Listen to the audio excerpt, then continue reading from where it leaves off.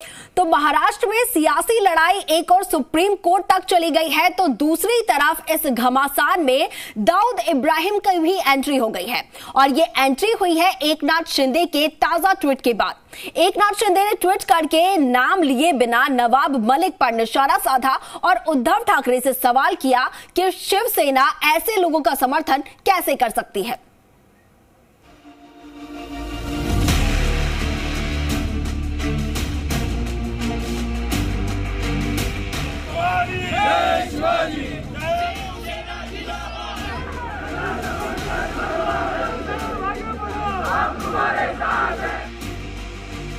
महाराष्ट्र में बागी विधायकों और महाविकास आघाड़ी के बीच राजनीतिक जंग तेज हो गई है।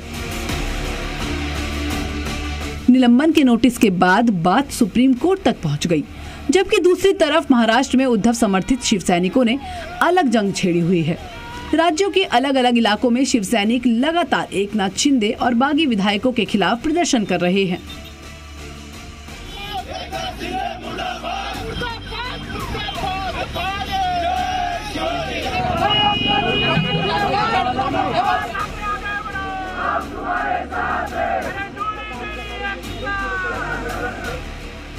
लेकिन इसी बीच इस घमासान में अब दाऊद इब्राहिम की भी एंट्री हो गई है।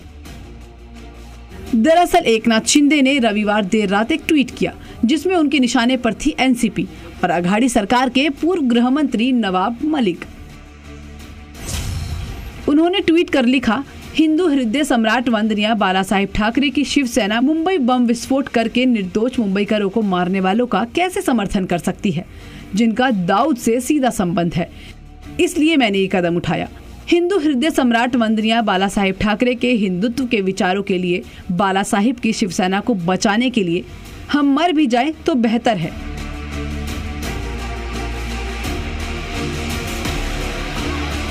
माना जा रहा है कि एकनाथ शिंदे का ये ट्वीट शिवसेना के राज्यसभा सांसद संजय राउत के उस बयान के जवाब में है, जिसमें संजय राउत ने जिंदा प्रेत बताया था और कहा था कि उनका शव ही मुंबई वापस आएगा।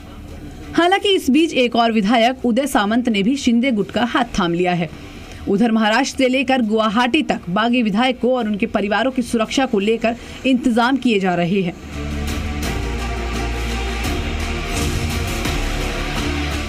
महाराष्ट्र के राज्यपाल भगत सिंह कोश्यारी ने भी राज्य के डीजीपी को बागी विधायकों और उनके परिवारों को तुरंत सुरक्षा देने के निर्देश दिए हैं। इसके बाद पुलिस ने सर्वदलीय कार्यकर्ताओं की एक बैठक बुलाई, जिसमें विधायकों और उनके परिवारों की सुरक्षा पर चर्चा हुई।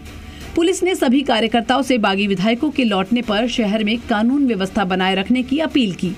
पुलिस ने साफ कर दिया कि अगर कोई इस तरह का काम करता पाया गया तो कार्यकर्ताओं के खिलाफ कार्रवाई की जाएगी। इससे पहले केंद्र सरकार ने शिवसेना के 15 बागी विधायकों को Y+ कैटेगरी की सुरक्षा मुहैया करवाई है। ये सभी विधायक सीआरपीएफ जवानों के घेरे में रहेंगे।